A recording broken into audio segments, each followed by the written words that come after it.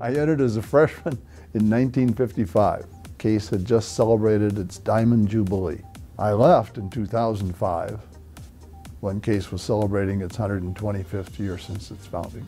Even as an undergraduate, I was a dorm counselor, taught my way through graduate school. I started teaching the fall after I graduated with my bachelor's degree. I finally finished my PhD in 1965, left for a while.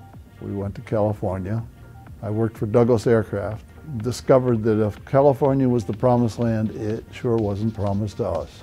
We headed back to Cleveland. My wife was a secretary here. We were introduced on her first day on the job. I was a junior at the time. We had a mutual disinterest in each other. About a year and a half later, we started dating, and a year after that, we were married. I was the academic dean for science and engineering when Nixon visited China. And the first educational delegation to tour the United States arrived from China, and I had to make a presentation of our educational programs here at Case. It was the longest presentation I think I could ever remember. I would present a sentence, and then it had to be translated by the state translator from China.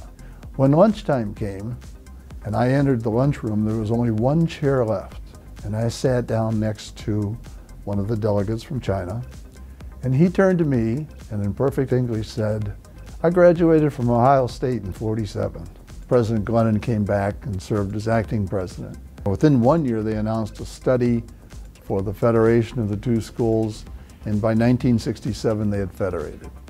At first, the federated schools did little to change their governances, and they tried to maintain separate identities and yet foster a university with a joint name of Case Western Reserve University.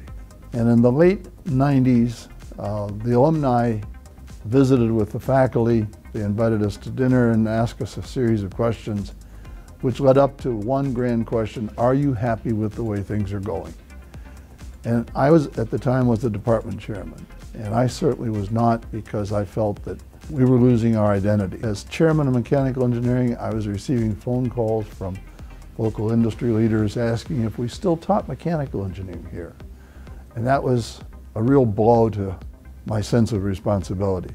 So at the urging of the faculty, we put together a white paper that defined a new governance, and that was the Case School of Engineering. And on July 1st, 1992, the Case School of Engineering was formalized, and I was asked to be the first dean. And I would say that it's been a success.